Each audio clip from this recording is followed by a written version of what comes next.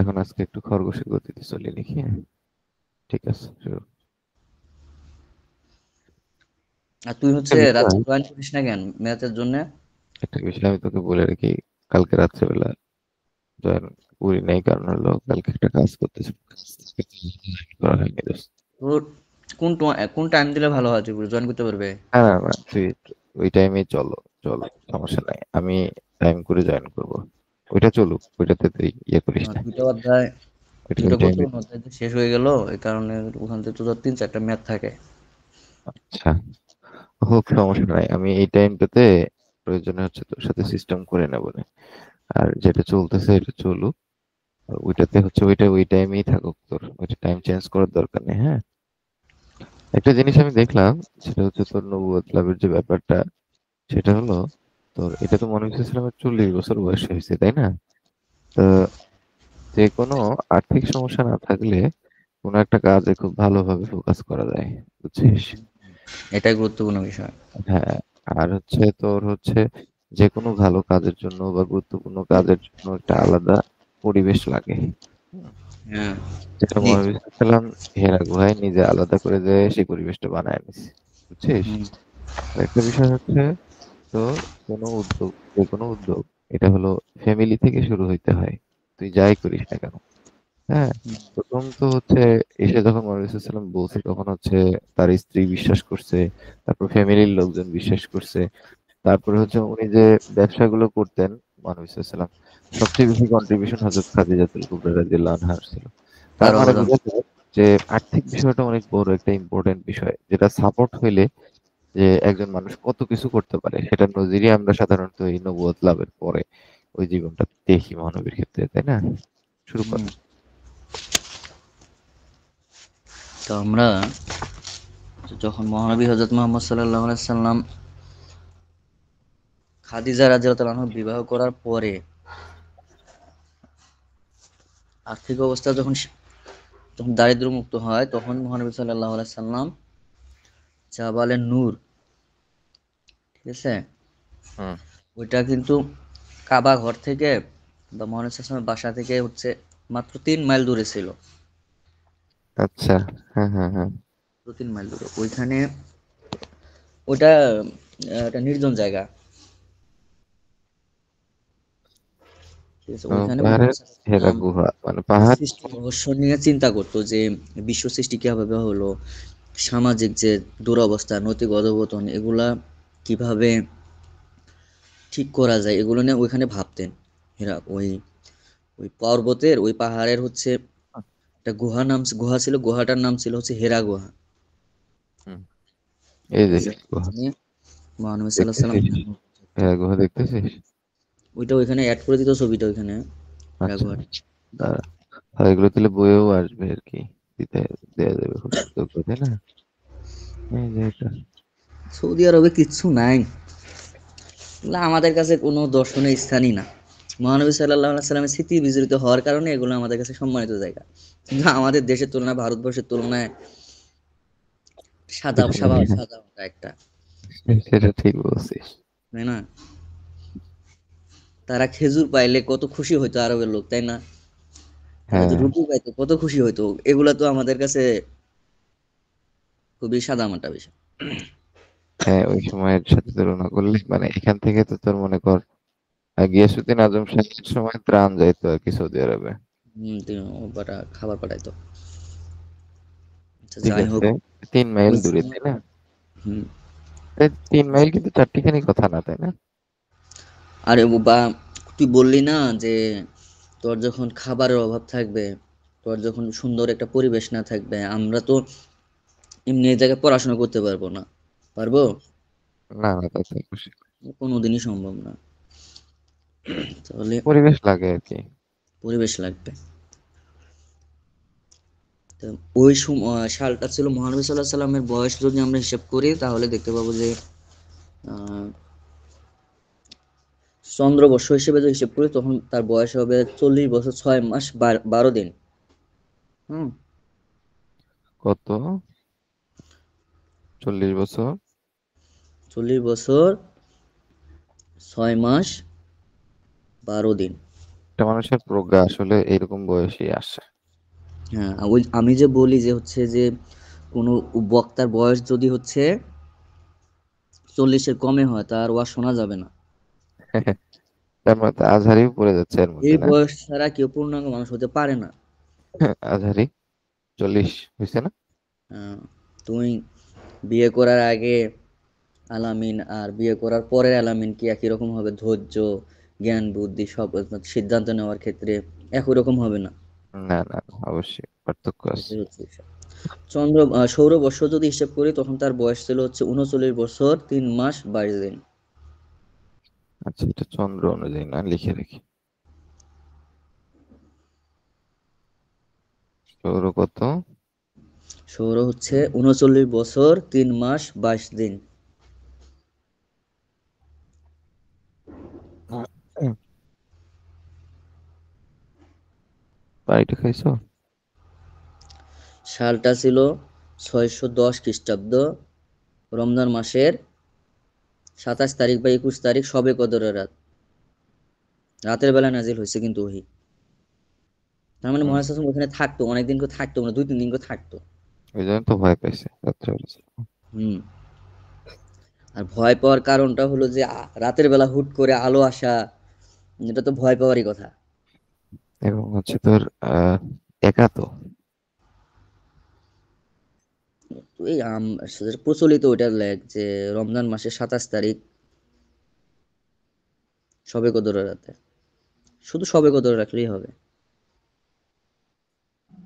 লাইলাতুল কদর নাকি? হুম। হুম, আগা। আচ্ছা। যখন জিবরাইল আলাইহিস সালাম আসার পর বলল যে তাকে পড়তে বলল, হুম, ঠিক আছে? হুম, বলল যে ইকরা, মহানবী সাল্লাল্লাহু আলাইহি ওয়াসাল্লাম বলছে মা না বিকরি, মানে আমি পড়তে পারি না। পারি না, হ্যাঁ হ্যাঁ হ্যাঁ। তখন জিবরাইল আলাইহিস সালাম কিন্তু মহানবী সাল্লাল্লাহু আলাইহি ওয়াসাল্লামকে বুকে জড়া ধরে চাপ দেয়। হুম, হুম, তখন আবার বলতেছে পড়ো, তখন বলতেছে আমি তো পড়তে পারি না। তো 3বারের বেলায় হচ্ছে মহানবী সাল্লাল্লাহু আলাইহি ওয়াসাল্লাম পড়া শুরু করছে যে ইকরা বিসমি রাব্বিকাল্লাযী খালাক খলাকাল ইনসানা মিন ধরে আলাক। থেকনা দিছে আর কি। হুম। ধরে থেকনা দিছে আর কি, জোর করে বের তখন করে। চাপ দিয়ে ঘোড়া তলতা দিছে, দেওয়ার কারণে তখন তিনি পড়তে শুরু করছে, ভয়ে পড়া শুরু করছে। ঠিক আছে। হুম, হুম। নতুন একটা জিনিস আমরা যখন আসে বা গ্রহণ করতে চাই, ওটা আসলে খুব ভালো হইতে চায় না। এটা একটা শিক্ষা। তাহলে তখন মানে কোরআনের আয়াতগুলোর অর্থ এরকম দাঁড়ায় যে পড়ো তোমার প্রভুর নামে যিনি তোমাকে সৃষ্টি করেছেন মানুষকে তার মানে জমাট রক্ত থেকে।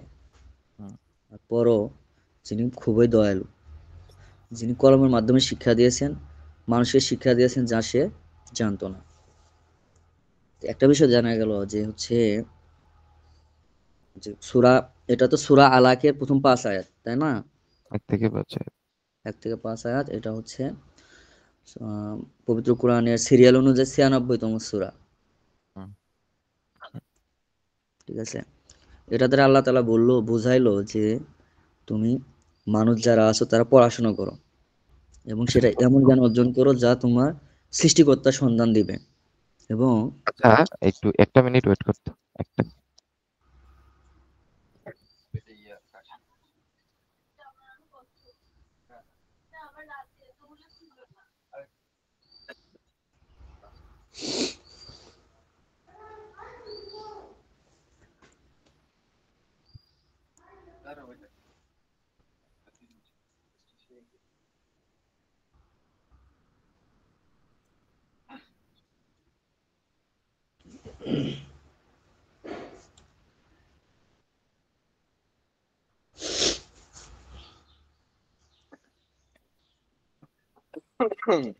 হ্যাঁ।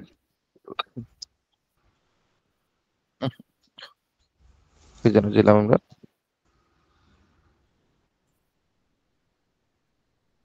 হ্যালো। হ্যাঁ, বল। কোথায় ছিলাম আমরা? মহানবী সাল্লাল্লাহু আলাইহি সাল্লামের যে মানে এই সূরা, এই প্রথম 5 আয়াতের যে মহান আল্লাহ তাআলা কি বুঝাইলো আচ্ছা। যে পড়াশোনাটা এমন ভাবে করতে হবে যেন সেটা আল্লাহ তাআলার কি সৃষ্টিকর্তা যে আছে আল্লাহর তাআলার সন্ধান পাওয়া যায়, এবং হ্যাঁ। তার যে প্রেরিত বিধান এটা অনুযায়ী যেন জীবন পরিচালনা করা যায়, সেটারই হচ্ছে পথ বাতলে দেওয়া হয়। ঠিক আছে। ওকে। আয়াত নাজিল হওয়ার পরে জিবরাইল আলাইহিস সালাম অদৃশ্য হয়ে যায়। হুম ঠিক আছে। হুম হুম হুম। অদৃশ্য হওয়ার পরে তো যখন অদৃশ্য হয়ে গেল তখন হযরত মুহাম্মদ সাল্লাল্লাহু আলাইহি সাল্লাম খুব ভয় পাইল। ভয় পাওয়ার পর বাড়িতে চলে আসে। আয়েশা বলতেছে যে খাদিজা রাদিয়াল্লাহু তাআলাকে বলতেছে যে আমাকে চাদর দ্বারা আবৃত্তি করো। ঢেকে দাও। হুম। কিছুক্ষণ পরে মহানবী সাল্লাল্লাহু আলাইহি ওয়াসাল্লাম ভয় কেটে যায়। তখন খাদিজা রাদিয়াল্লাহু তাআলা আনহা কি বলল? যে খাদিজা রাদিয়াল্লাহু তাআলা আনহা কিন্তু মহানবী সাল্লাল্লাহু আলাইহি ওয়াসাল্লামের শুধু স্ত্রী ছিল না, হুম হুম তার হুম ছিল নির্ভরতার প্রতীক, বন্ধু। হুম। ঠিক আছে? তখন খাদিজা বললেন যে আপনার এটা খারাপ কিছু কখনোই হতে পারে না। কারণ হলো আপনি আত্মীয়তাদের সাথে ভালো সম্পর্ক রাখেন, যারা নিঃস্ব তাদের মানে সহযোগিতা করেন। হুম। পরে যারা বিপদগ্রস্ত, ঋণগ্রস্ত তাদের সাহায্য করেন। তা আল্লাহ তাআলা তো আপনাকে কখনোই অপদস্থ করতে পারে না। সেটাই, অপমানিত করতে পারে না। এটা খাদিজা তাকে হচ্ছে মানে অভয় দিল যে আপনি ভয়ের কিছু নাই। হুম। ঠিক আছে? তখন খাদিজা রাদিয়াল্লাহু তাআলা আনহু মুহাম্মদ সাল্লাল্লাহু আলাইহি ওয়াসাল্লামকে সাথে নিয়ে তার চাচাতো ভাই ওরাকা ইবনে নওফলের কাছে নিয়ে যায়। ও কিন্তু ইনজিল মানে ঈসা আলাইহিস সালামের উপর যে কিতাবটা ছিল ওইটার পণ্ডিত ছিল, খ্রিস্টান পণ্ডিত। হ্যাঁ? এ তো আগেও বলছিল মনে সাল্লাল্লাহু সম্পর্কে। না এ বলে নাই ভাই। সে ও, বলছিল বাহিরা, বাহিরা। না, সিরিয়ার এ হচ্ছে এ ওরাকা ওরাকা বিন নফেল সম্পর্কে অনেক জিনিস জানা যায়। তার মধ্যে একটা জানা যায় যে উনি হচ্ছে বলছিল যে যে যে তুমি যখন তুমি তুমি যদি কখনো মানে এরকম হও, তুমি যখন মানে মক্কা বিজয় করবা বা যখন এই জাতির উপরে নিবা, তখন যদি আমি থাকি তাহলে তোমাকে তখন আমি সাহায্য করব। এটা বলছিল। হ্যাঁ উনি এটা মারা গেছে এই ভদ্রলোক কিছুদিন আগে। বলছিল। এটা এগুলো ঘটনার পরে মানে তার আগে তার মহানবী সাল্লাল্লাহু আলাইহি ওয়াসাল্লাম সম্পর্কে তিনি এটা ভবিষ্যৎবাণী করেন। যখন এখন বলবে যে আপনি যদি আপনার আপনার স্বজাতির লোক আপনাকে এখানে দাওরানি দিবে। হ্যাঁ হ্যাঁ ওই হ্যাঁ সময় যদি আমি জীবিত থাকি তাহলে আমি আপনার সঙ্গী হব। হ্যাঁ ঠিক হ্যাঁ আছে? হ্যাঁ। ওই ওই সময় কিন্তু সে অনেক বয়স্ক মানুষ ছিল, অন্ধ হয়ে গিয়েছিল বয়স হওয়ার কারণে। অনেক বয়স্ক। হুম হুম। তো তখন তিনি বলছেন এ কিন্তু ইনজিল এবং তাওরাত এবং ইনজিল সম্পর্কে হচ্ছে পণ্ডিত ছিল। জ্ঞান রাখতো। হুম হুম। বোঝা যায় যে হযরত খাদিজাতুল কুবরা তার তখন ফ্যামিলি তখন হচ্ছে বলছিল ইয়া যে ছিল, এলিট আপনি ফ্যামিলি ছিল। আপনার ভয়ের কিছু নাই। যে ব্যক্তি এখানে যিনি এখানে আসছেন উনি ফেরেশতা। ঠিক আছে? ওই হুম ফেরেশতা হুম মুসা আলাহিসাল্লামের সাল্লামের কাছেও আসছিল, ঈসা হুম। আলাহিসাল্লামের সাল্লামের কাছেও আসছিল। উনি বলছিল যে আসছেন। আমি আজ সে আফসোস করছে যে আমি যদি তরুণ থাকতাম, হুম ওই সময় আপনি যে পরে যখন নবী হবেন আপনি ইসলাম প্রচার করবেন তখন যদি আমি জীবিত থাকতে পারতাম। ঠিক হুম হুম আছে? ঠিক আছে? তখন বলল যে আপনার যে কওম আপনার যে জাতি তারা তো আপনাকে বহিষ্কার করবে সেদিন বলছে। হুম মহানবী সাল্লাল্লাহু আলাইহি সাল্লাম বলল যে এটা কি সম্ভব যে তারা আমাকে বের করে দিবে। ঠিক আছে? হুম হুম হুম। কারণ তখন তো মহানবী সাল্লাল্লাহু আলাইহি সাল্লাম আলামিন, সবাই তাকে ভালোবাসে। আবু সবাই লাহাব বল, আবু সামুদ্রিক। লাহাব স্ত্রী বল, সব আবু জেহেল বল, সবাই তাকে খুব স্নেহ করে। বললাম না যে মহানবী সাল্লাল্লাহু আলাইহি সাল্লাম যখন জন্মগ্রহণ করে তখন আবু লাহাব দাসী মুক্ত করে দেয় হুম হুম। আনন্দে। তো মহানবী সাল্লাল্লাহু আলাইহি সাল্লামের বিশ্বাস ছিল যে আমার সাথে এরকম কেউ করবে না। করবে না, এটা একটা বিশ্বাস ছিল। একজন বলে যে তারা কি আমাকে আসলে বের করে দেবে? তখন ওরাকা বলল যে হ্যাঁ তুমি যা নিয়ে আসছো তা নিয়ে ইতিপূর্বে এমন কেউ আগমন করেন নাই যে যার সাথে শত্রুতা করা হয়নি, সবার সাথে কি একই শত্রুতা হয়েছে। হ্যাঁ। তখন মহানবী সাল্লাল্লাহু আলাইহি সাল্লামকে বলল তুই বললি না যে তখন বলছে যে আমি যদি ওই সময়টা পাই, আমি যদি থাকি বেঁচে থাকি তাহলে আমি আপনাকে মানে সাধ্যমতো সাহায্য করব। সেটাই। এই জন্য অনেকেই এটা সাহাবার হলো মর্যাদা দিয়ে রাখে এটা তাকে। হলো ওহী নাযিলের প্রথম সময়ের ঘটনা, ওই দিনের ঘটনা। এটা কি তুই আর রাহিকুম মাকতিম থেকে পড়তেছিস? আমি এটা ইয়া থেকে বলতেছি, গালিবেরটা। ওকে। এর মাঝে ওহির কিছুদিন বিরতি মানে চলে। ওই সময় তো ঠাট্টা ইয়ে করতেছিল আর কি ইয়ারা। মাঝে হচ্ছে মহানবী সাল্লাল্লাহু আলাইহি সাল্লামের মানে আয়াত নাজিল কি বন্ধ হয়ে গেছিল, হুম যে রাসূল সাল্লাম বলছিল যে রাসূল সাল্লাম এমন সময় মানে ওরাকা ইবনে নওফল থেকে যে এই ঘটনা শোনার পরে কি করবে না করবে এটা ভাবতে ভাবতে মহানবী সাল্লাল্লাহু আলাইহি ওয়াসাল্লাম আবার হেরা পর্বতে চলে যায়। হ্যাঁ, হুম হুম তখন তিনি ওই আবার ওহী নাজিলের জন্য অপেক্ষা করতে থাকে ওইখানে। এভাবে রমজান মাস শেষ হয়, সে বাড়ির দিকে চলে আসে মহানবী সাল্লাল্লাহু আলাইহি সাল্লাম। হুম হুম, তখন বলল যে এমন সময় আসমান থেকে একটা আওয়াজ শুনতে পায় মহানবী সাল্লাল্লাহু আলাইহি সাল্লাম, যে তিনি বললেন যে আমি তাকিয়ে দেখি যে সেই দিনে সেই ফেরেশতা আসমান ও জমিনের মধ্যবর্তী এলাকায় কুরসির উপরে বসে আছে। আমি বিহ্বল হয়ে মাটিতে পড়ে যাওয়ার উপক্রম হই। হুম, মানে ওই যে আমরা আগে গল্প শুনতাম না, ভূত দাঁড়ায় আছে, হুম হুম হুম এরকম একটা ঘটনা ঘটছে। আবার মহানবী সাল্লাল্লাহু আলাইহি ওয়াসাল্লাম ভয় পায়, ভয় পেয়ে চলে আসে, তখন বলে যে আমাকে চাদর মুড়ি দিয়ে দাও। হ্যাঁ, তখন ও আবার কিছুক্ষণ পর ওহী নাজিল হলো। ওই ইয়া আইয়ুহাল মুদাসসির একটা সূরা আছে না? কম্বল আবৃত। তখন হ্যাঁ, কম্বল চাদর আবৃত থাকার কারণে আল্লাহ তাআলা ওইভাবে তাকে মানে মুজাম্মিল হিসেবে ইয়ে করছে আর কি। যে উঠো মানুষকে ভয় দেখাও, তোমার প্রভুর মহত্ব ঘোষণা করো। হুম, তোমার পোশাক পবিত্র রাখো। তার মানে পবিত্রতা কিন্তু খুবই একটা গুরুত্বপূর্ণ বিষয়। জরুরি। আর আমরা যদি ওই যে রমজান, জান্নাতে হযরত মুহাম্মদ সাল্লাল্লাহু আলাইহি ওয়াসাল্লাম যে মিরাজে গেছিল তখন হচ্ছে দেখা হলো হযরত বিলালের সাথে। হ্যাঁ, তা হুম, তারপরে তাকে বললো যে মানে মানে এরকম একটা হাদিসে আসছে না যে মানে তুমি কি এমন আমল করছো যে যে কারণে হচ্ছে আমি মানে তোমাকে জান্নাতে দেখতে পেলাম।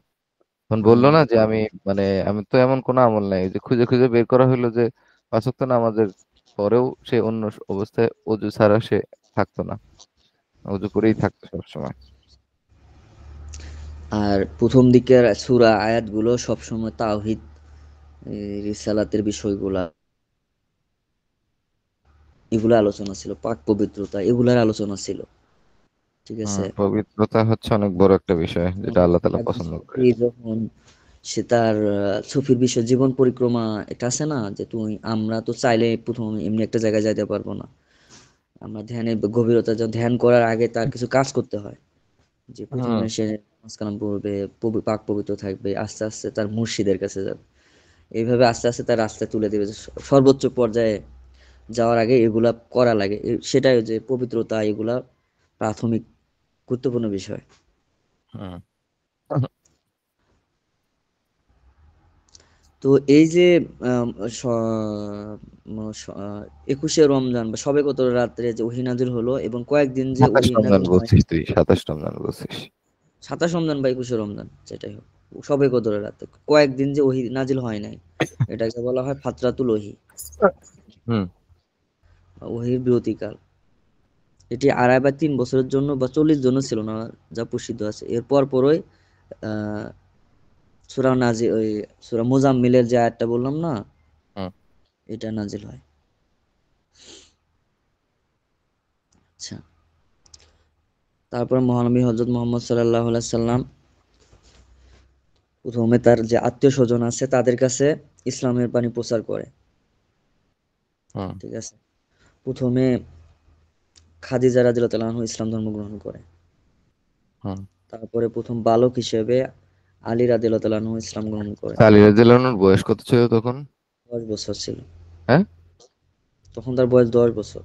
না না না, আলী রাদিয়াল্লাহু আনহু আর মুসলমান মানে মুহাম্মদ সাল্লাল্লাহু আলাইহি সাল্লাম তো পাশাপাশি বয়স, জামাই শ্বশুর না? আরে ভাই, আলী অনেক ছোট মানুষ, ছোট্ট মানুষ। আলী রাদিয়াল্লাহু আনহু নাকি আবু বকর রাদিয়াল্লাহু আনহু? আচ্ছা আচ্ছা, আবু বকর আবু রাদিয়াল্লাহু বকর আর হচ্ছে মহানবী সাল্লাল্লাহু আলাইহি ওয়াসাল্লাম সেম সেম বয়সী প্রায়। হ্যাঁ হ্যাঁ, 3 বছরের বন্ধু ছোট বড়। খেলাধুলা করতো। ওরকম ঘনিষ্ঠ বন্ধু না হলে তো তার কাছে বলতে সাহস পাইতো কি? আচ্ছা, তুই কি একটা জিনিস চিন্তা করছিস, এখানে শুধু ঘনিষ্ঠ বন্ধুরই ব্যাপার না, তুই এখানে অনেক বিষয় আছে। আজকে হলো তোর একটা জিনিস আমি চিন্তা করে দেখছি, হচ্ছে আজকে কততম ডে আমাদের চলতেছে, ডে 6-এ। খালি ঘনিষ্ঠ বন্ধু না, এক হচ্ছে তোর হলো ইয়া শ্বশুর। ভাই শ্বশুর তো হয়েছে অনেক পরে। হুম শ্বশুর তো তারপর ওই সময় হচ্ছে ওই সময় বন্ধু। ওই সময় যে মহানবী মহানবী সাল্লাল্লাহু আলাইহি ওয়াসাল্লাম কি বলছে যে আমি যদি আল্লাহ ছাড়া কাউরে বন্ধু বানাইতাম কারে বানাইতাম? হযরত আবু বকর সিদ্দিক আবু রাদিয়াল্লাহু বকরকে বানাইতাম। কারণ তিনি তো মহানবী সাল্লাল্লাহু আলাইহি ওয়াসাল্লাম বন্ধুই ছিলেন।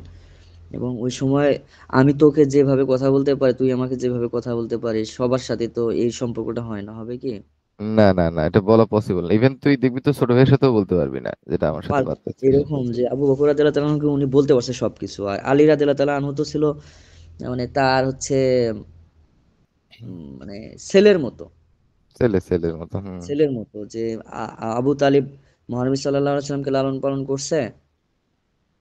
লালন পালন করার পরে তো আবু তালিব মারা গেছে। হুম তো বা আবু তালিব বয়স্ক মানুষ। সে সময় আলী রাদিয়াল্লাহু তাআলা আনহুকে কিন্তু মহানবী সাল্লাল্লাহু আলাইহি ওয়াসাল্লাম খাদিজাকে বিবাহ করার পর তার তো আর্থিক অবস্থার উন্নতি হয়। আর হুম হুম। আবু তালিব তো গরিব ছিল। এই কারণে চাচা। হ্যাঁ, তো আলীকে কিন্তু মহানবী সাল্লাল্লাহু আলাইহি ওয়াসাল্লাম লালন পালন করছে। সব সময় সাথেই থাকতো। তো সে তো ও বিশ্বাস করবে। আচ্ছা, হযরত আলী রাদিয়াল্লাহু আনহু তাহলে হচ্ছে নবী সাল্লাল্লাহু আলাইহি ওয়াসাল্লামের চাচাতো ভাই না? চাচাতো ভাই বাড়িতে ফির ছিল। ফির আবু তালিবের জামাই, ছেলে। ফির জামাইও। জামাই তো পরে হইছে। হুম, কিন্তু খুবই তাকে স্নেহ করতো। মহানবী সাল্লাল্লাহু আলাইহি সাল্লামকে আবু তালিব যেমন ছিল স্নেহ লালন পালন করছে, হ্যাঁ, মহানবী সাল্লাল্লাহু আলাইহি সাল্লামও এই আবু তালিবকে ওইভাবেই লালন পালন করছে। মানে একদম ছেলের মতো। মানে একই রকম করে আব- আর কি। হুম। হ্যাঁ, আবার তার পালক পুত্র ছিল একজন। সে হচ্ছে যায়েদ বিন হারিসা। এটা কি নবী সাল্লাল্লাহু আলাইহি ওয়াসাল্লামের পালক পুত্র? মহানবী সাল্লাল্লাহু আলাইহি সাল্লামের পালক পুত্র যায়েদ বিন আচ্ছা হারিসা। তিনি ইসলাম ধর্ম গ্রহণ করেন। বুঝছিস? আচ্ছা আচ্ছা।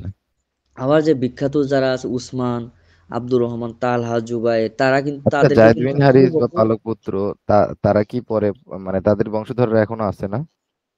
মুহাম্মদ সাল্লাল্লাহু আলাইহি ওয়াসাল্লাম জায়েদ বিন হারিস এগুলা যে কি হয়েছে এগুলা সিলসিলাগুলো আছে কি না আছে থাকতে পারে আচ্ছা, ওরা তো ওগুলোর হিসেব রাখে। হিসেব রাখে আর ওরা জানে এখন দেখ যে উসমান আব্দুর রহমান তালহা জুবাইর এরা কিন্তু এদেরকে কিন্তু আবু বকর রাদিয়াল্লাহু তাআলা যখন দাওয়াত দেয় তার প্রচেষ্টায় কিন্তু তারা ইসলাম ধর্ম গ্রহণ করে ও হ্যাঁ। ওই তাহলে তোর আবু বকর রাদিয়াল্লাহু আনহুর বিভিন্ন মানে অভিযানেও তো এরা নেতৃত্ব দিছে। হুম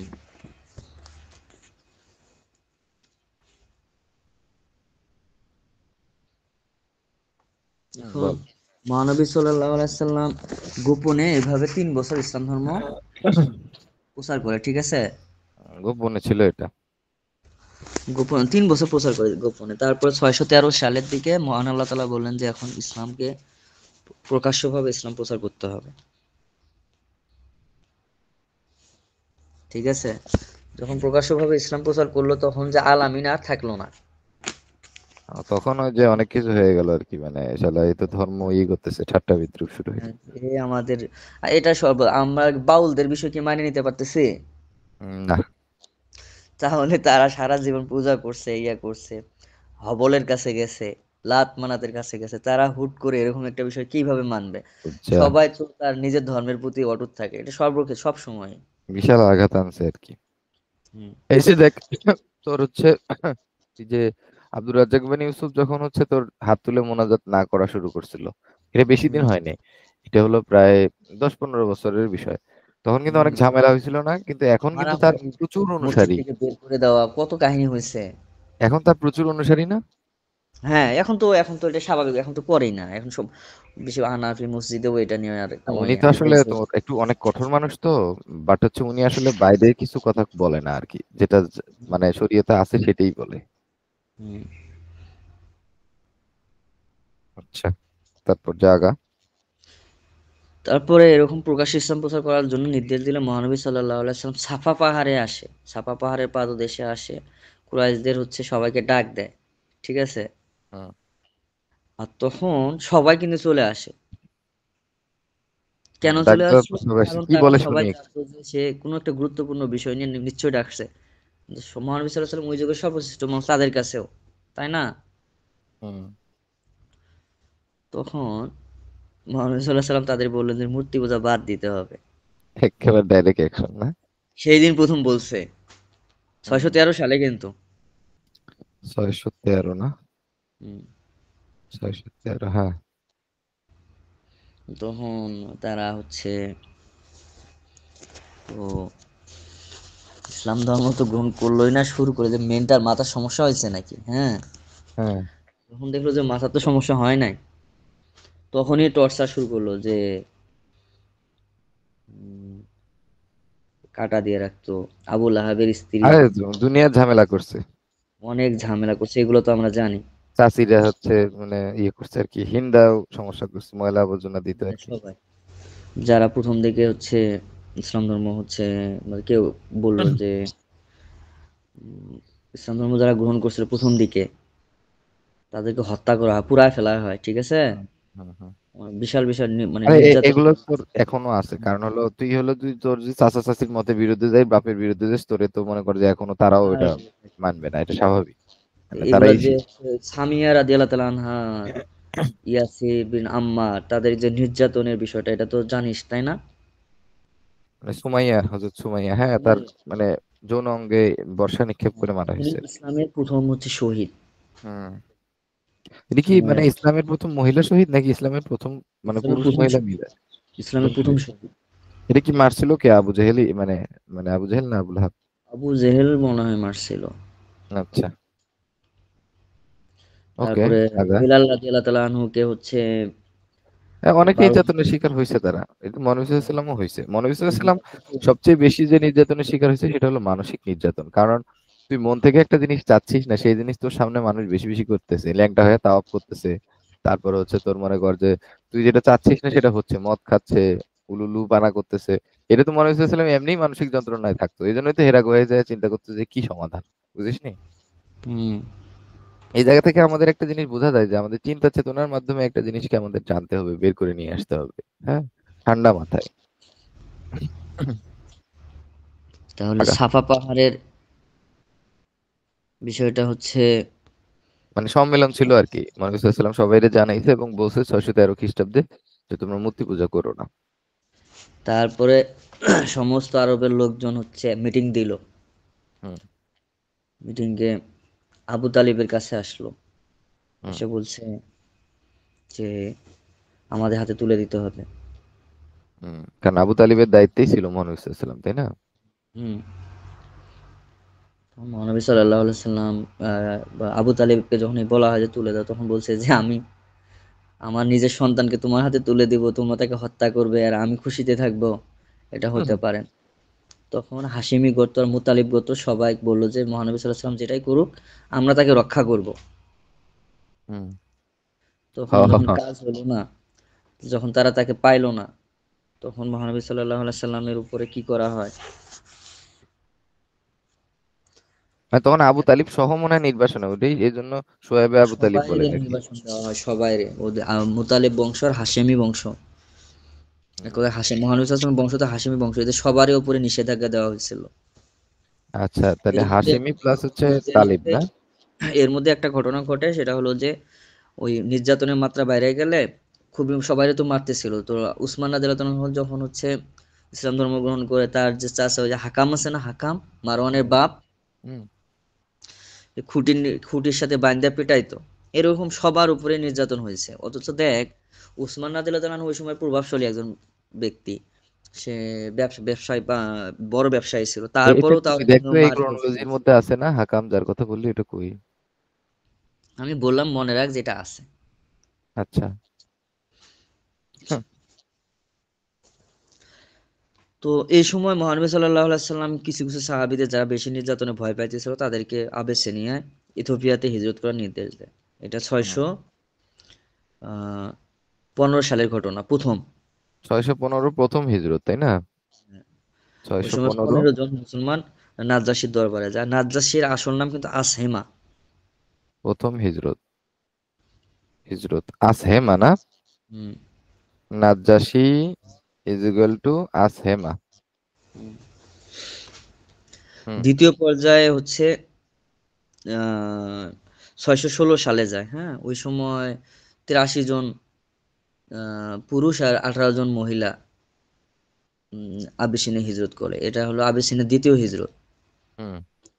এই সময় এখানে কিন্তু ওই যে মুয়াবিয়ার বাপ আবু সুফিয়ান কিন্তু ওগুলো নিতে গেছিল। আরে ফেরত নিতে গেছিল যে, দেও হ্যাঁ, ওগুলো আমাদের। অনেক দুর্নাম টুর্নাম বলছে, তখন নাজ্জাশী বলছিল যে আপনি আপনার মক্কার ইয়ে নিয়ে নেতৃত্ব নিয়ে ভয় পাইতেছেন, আর কিছুদিন পর আমি যে এখানে বসে আসি এটাও ওই লোকের হাতে চলে যাবে। ঠিক আছে। তখন মুখ টুক বাঁকা করে চলে আসে, অনেক মিথ্যা কথা বলছিল, ওই কাহিনীটা পড়ছিলাম আমি, আর এগুলো তো হ্যাঁ হ্যাঁ হ্যাঁ, এই বানায় বানায় অনেক কিছু বলছিল মানে অনেক শুনছি। কথা বলছে। তখন বলছে যে এগুলা বলে লাভ নেই, আমি আমার পায়ের নিচে যে সিংহাসন, এই সিংহাসনও থাকবে না। এবং নাজ্জাশী হচ্ছে তখন হচ্ছে বলছে আপনি এত বক বক করতেছেন কেন, আমি ওদের কাছ থেকেও কিছু শুনতে চাই, পরে ওদের কাছ থেকেও শুনছে। তো ওরা হুম। বলছে যে উনি যেগুলো বলতেছে এগুলো সব মিথ্যা তখন তো বলতেছে আমাদের। বক্তব্যটা দেয় জাফর বিন আবু তালিব। হ্যাঁ, কোথায়? জাফর বিন আবু তালিব হচ্ছে ইয়াতে। এদের পক্ষে। হুম। হুম হুম হুম, উনি তো ছিল।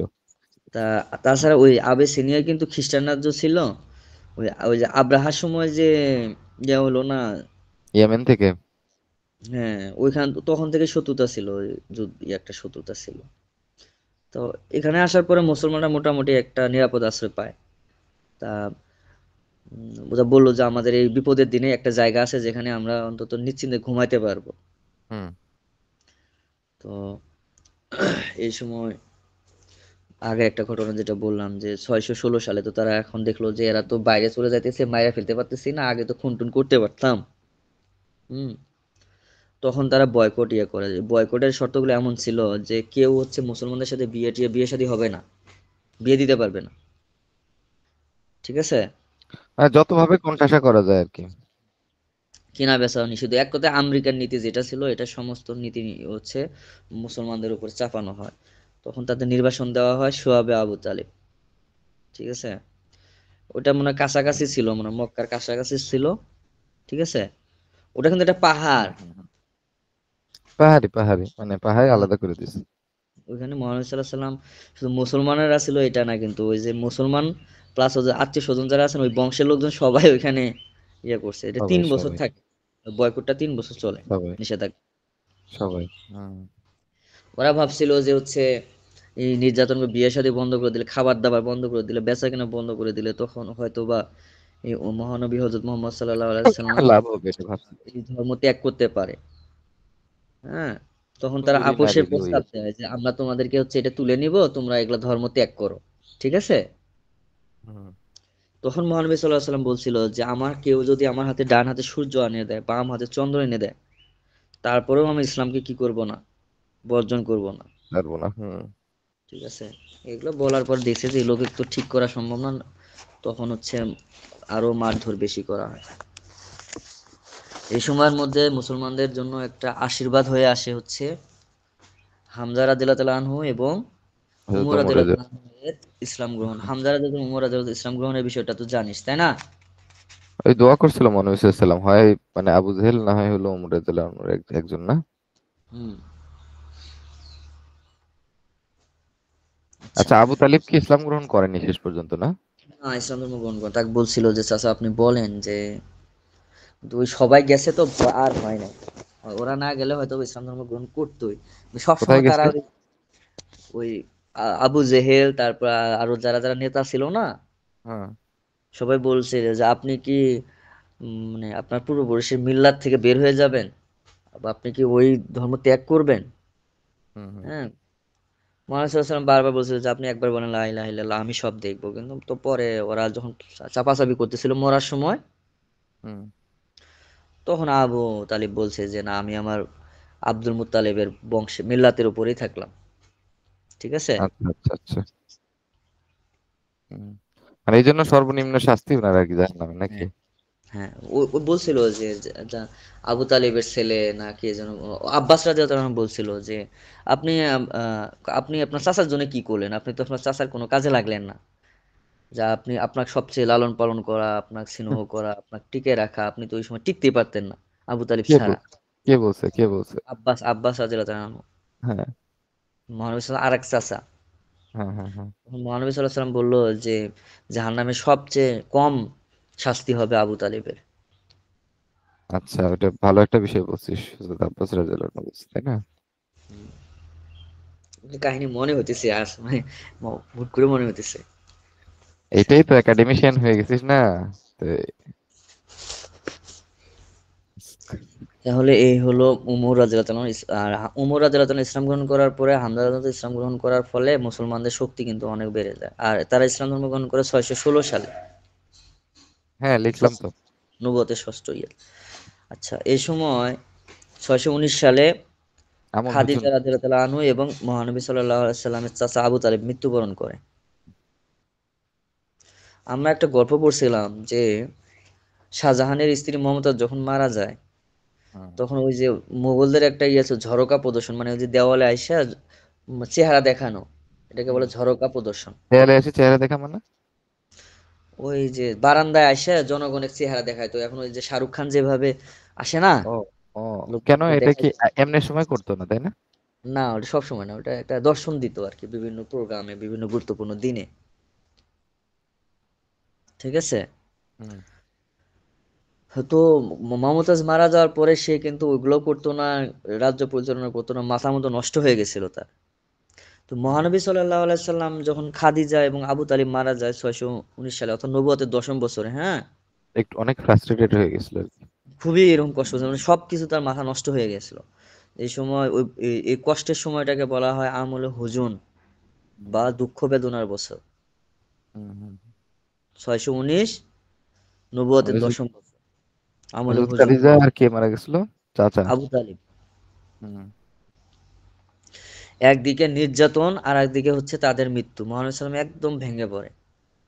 হুম। তারপরে মহানবী সাল্লাম ভাবলেন যে আমি যদি তায়েফে যাই, তায়েফে ওখানে হিজরত করে দেখি, মানে তায়েফে দেখি হিজরত করি কি করে, ওখানে আরো তারা বেশি বাস খাইছে। আশ্রয় দেয় কিনা। হ্যাঁ, তখন তার যে ছেলে জায়েদ বিন হারেসা, ঠিক আছে, হুম, হুম, হুম, জায়েদ বিন হারেসাকে নিয়ে মক্কার দক্ষিণ পূর্ব দিকে অবস্থিত তায়েফে চলে যায়। হুম, 75 মাইল দক্ষিণ পূর্ব অবস্থিত মক্কা থেকে। ম্যাপ তো আমরা দেখছি যে মক্কা থেকে তায়েফ হলো দক্ষিণ পূর্ব দিকে অবস্থিত, তাই না? হুম, হুম, হুম, দৈর্ঘ্য কত ছিল? 75 মাইল। ওই সময় একটা গোত্র ছিল নাম হলো বনু আহলাব, ওই গোত্রের কাছে মহানবী সাল্লাল্লাহু আলাইহি ওয়াসাল্লাম আশ্রয় প্রার্থনা করে, জায়গা চায়। তারা হলো কি বলে যে তারা তো জায়গা দেয়নি, এমন মারধর করে যে মহানবী সাল্লাল্লাহু আলাইহি ওয়াসাল্লাম বলছে যে আমি কখনোই এত জীবনে মার খাই নাই, যে মানে খুবই কান্না করছে। তখন জিবরাইল আলাইহিস সালাম বলছিল যে আপনি বলেন যে এদেরকে পাহাড়টা নিয়ে এসে এদের উপর তুলে দেই, ঠিক হুম, আছে? হুম, হুম, হুম। বলছে যে না। আচ্ছা। মহানবী সাল্লাল্লাহু আলাইহি ওয়াসাল্লাম যখন এরকম বেদনায় কাতর হচ্ছিল তখন মহান আল্লাহ তাআলা ভাবলেন যে না, তাকে হচ্ছে মানে সান্ত্বনার জন্য মহানবী সাল্লাল্লাহু আলাইহি সাল্লামকে মিরাজে নিয়ে যান, ঠিক আছে? এত বড় একটা দুঃখের পরে, মানে কষ্টের পরে যে স্বস্তি রয়েছে সেটার একটা বিষয়। মিরাজের ঘটনা ঘটে হচ্ছে 620 সালের 27 তারিখে, রজব মাসের 27 তারিখ। হুম, আর 620। যে বাহনটাই করে হচ্ছে আল্লাহ তাআলা দিদার লাভ করে, বাহনের নাম কি? বোরাক। বোরাক। ঠিক আছে, এই আরশে আজিমে যান, আল্লাহর সাথে কথা বলেন, 5 ওয়াক্ত নামাজ পড়ার নির্দেশ পান এই মিরাজে নাকি। হুম। আচ্ছা, মিরাজের ঘটনা তো আমরা অনেকগুলো জানি, এগুলো জানি স্কিপ আমরা। করলাম। হুম, হুম, স্কিপ হুম। করলাম। তারপর হলো এখন আকাবা শপথ। বন্ধু, আকাবার শপথটা হচ্ছে কতক্ষণ লাগবে? 3-4 মিনিট। আকাবার শপথটা দিয়ে আমরা রেখে দিই। আমার কুকুর আসতেছে স্টেশনে, ওনার একটু রিসিভ করতে হবে, বুঝছিস? ঠিক আছে। আর আকাবার প্রথম শপথ হচ্ছে 620 সালে। হুম, ওই হজের সময় বিভিন্ন জায়গা থেকে তো সবাই হজ করতে আসতো। হুম, তো ওই সময় মহানবী সাল্লাল্লাহু আলাইহি সাল্লাম যে মদিনা থেকে খাজরাজ গোত্রের 6 জন লোক আসে ও তাদের কাছে ইসলামের বাণী প্রচার করে আকাবা পাহাড়ে, হ্যাঁ। শপথে কিন্তু অনেকগুলো ইসলামের যে যে নামাজ পড়তে হবে, তারপরে হচ্ছে চুরি করা যাবে না, হত্যা করা যাবে না, আত্মীয়তা সম্পর্ক রাখতে হবে, এগুলা এগুলা শর্ত ছিল। হুম, হুম, হুম। এগুলো মিলে গ্রহণ করে এগুলোর নিচ্ছে উপরে যারা। শপথ গ্রহণ করা, ঠিক আছে। তা হুম, আকাবা শপথ প্রথম হয় 620 সালে 6 জন, আবার পরবর্তীতে হচ্ছে 621 সালে হচ্ছে ওই খাজরাজ গোত্র থেকে, হ্যাঁ, পরে হুম। তারাও আবার আউস গোত্র থেকে 2 জনকে নিয়ে আসে, মানে পরের বছর আবার 6 জন। আস্তে আস্তে বাড়ছে আর কি। আকাবার শপথ হয় মোট 3টা, 620, 21 আর হচ্ছে 22। অনেক জায়গায় চারটাও পাই। না, 3টা শপথ হয়। তো 22 সালে তো মহানবী সাল্লাল্লাহু আলাইহি ওয়াসাল্লাম ইয়েতে ছিল ছয়শো দেখতো বিশ 620-এ 6 জন, 621-এ 10 জন, না? উম, না ওই 6 জন সহ তো 12 জন, ঠিক আছে, আর আর নতুন করে 6 জন। হুম, আবার 622 সালে গিয়ে যারা 73 জন 75 জন 73 জন হচ্ছে পুরুষ, আর হচ্ছে 2 জন হচ্ছে মহিলা, মানে 75 জন, তৃতীয় শপথে 75 জন ইসলাম ধর্ম গ্রহণ করে। ঠিক আছে। তারাই তখন বলে যে তারা তো অনেক সময় যে আপনি আপনি আমাদের এখানে এত নির্যাতন, আপনি তাহলে মদিনায় চলে আসেন। ঠিক আছে। হুম। তাহলে আকাবার শপথ সম্পর্কে আমরা জানলাম যে 3টা শপথ ছিল, 620 থেকে 622। ঠিক আছে। আমরা পরবর্তীতে হচ্ছে মানুষ 22-এর ইসলামের হিজরত। হুম। পরবর্তী ঘটনা পরবর্তীতে এটা আমরা ধরবো। হিজরত সম্পর্কে জানবো ইনশাল্লাহ। হুম হুম হুম। মানে আমরা শুরু করবো নেক্সট হচ্ছে ইতিহাসে 1 ঘন্টা করে পড়বো, কারণ হলো যে এত বেশি একটানা 2 ঘন্টা করে পড়া যায় না। না সমস্যা নেই, এই প্রয়োজনে এখানে অন্য 1 ঘন্টা অন্য জিনিস নিয়ে আসবো। নেক্সট তোর হচ্ছে 622-এর হিজরত না? হুম। হিজরত আমরা পরে জানবো। আচ্ছা, ঠিক আছে বন্ধু, আমি একটু ঠিক আছে। বাইরে বের হবো, কমলাপুর যাব। ঠিক ওকে। আছে, ভালো থাকবেন। আসসালামু আসসালামু আলাইকুম। আলাইকুম রহমতুল্লাহ। তো আমরা হচ্ছে আজকে এই পর্যন্তই রাখছি, একটু বাইরে যাওয়া লাগতেছে জরুরি প্রয়োজনে। আগামীকাল ইনশাল্লাহ আবার আমরা মনিসা ইসলামের হিজরত 622 থেকে শুরু করবো ইনশাল্লাহ। আসসালামু আলাইকুম রহমতুল্লাহ।